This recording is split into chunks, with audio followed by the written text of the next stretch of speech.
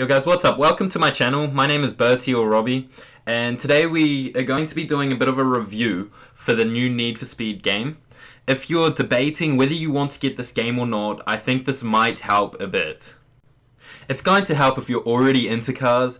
Me personally, I am really into my cars, so this game has been a bit of a godsend to PS4, as I don't have an Xbox One and don't have any of the Forza games. I really wish they were on PlayStation, but this is the best we've been able to do since then. I have already unlocked everything in the game because I have completed it.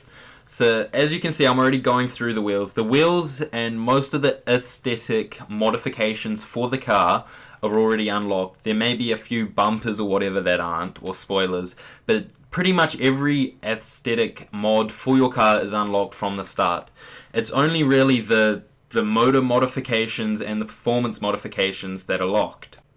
With the custom paint designer, you're really able to come up with any paint color you like. So for me, I always put black on my rims, so there I put black on my rims. But you can go through and fine tune the paint however you like it. So this is my favorite part of the whole game, and you can change how your car sits on the road. So I always have it as low as I can, and I always give the wheels, make them quite wide so they come flush with the body. I also give them a slight bit of camber, not a lot of camber, but enough to make it look good. As you can see, I'm changing the color of the car.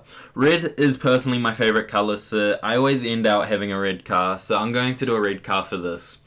So you can really change everything. You can make it look like a red chrome if you want, any color chrome, which is really cool. And then you go through and you can finally choose the color you really want your car to be. So as I like red, I left it as red.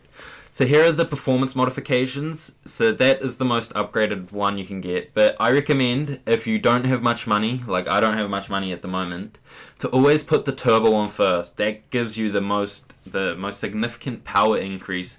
Also the engine block. The engine block also gives you a much more power increase. And just from those two things, I'm now at 240 something horsepower.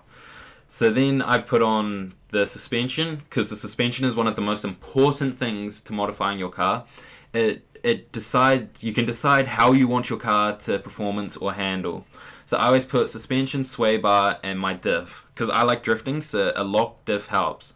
So at the top, it has how you want your car to performance. So I have it more towards drift, and you can go through. So I put the steering range and speed as fast and as wide as it can go. I take all the drift help off, because that just makes it boring. I lock the diff. The downforce when you're drifting, you want it less, and the tire traction is less because I bought the drift tires for it. You want your handbrake strong because that helps you go into the drift. And I always have, for every car, my spring stiff and my sway bar stiff. So the sway bar stops the car from swaying on the road. So if you go around a corner and come out, it doesn't make the car want to bounce around and have body roll. The sounds for the cars are really good in the game. I'm just going to let you listen for it for a moment.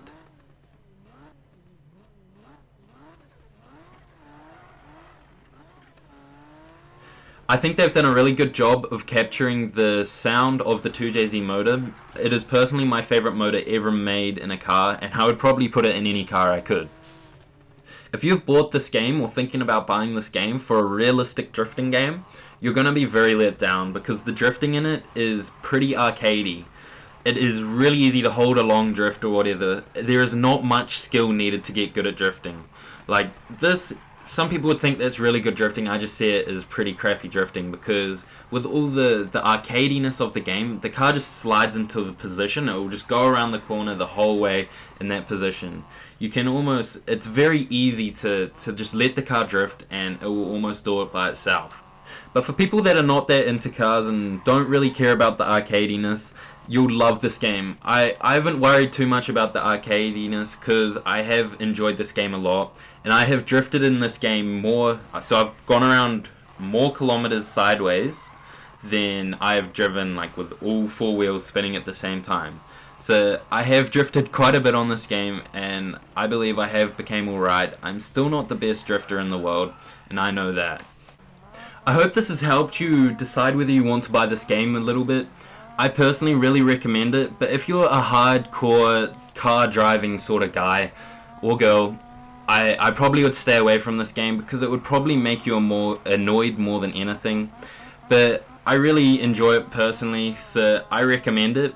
If you're deciding whether to get this or the Crew Wild Run, I have not played the Crew Wild Run. Well, I played the little test you can have of it, but that's it. I could not give you a comparison yet, but I hope I will be able to give you a comparison with it between the two later.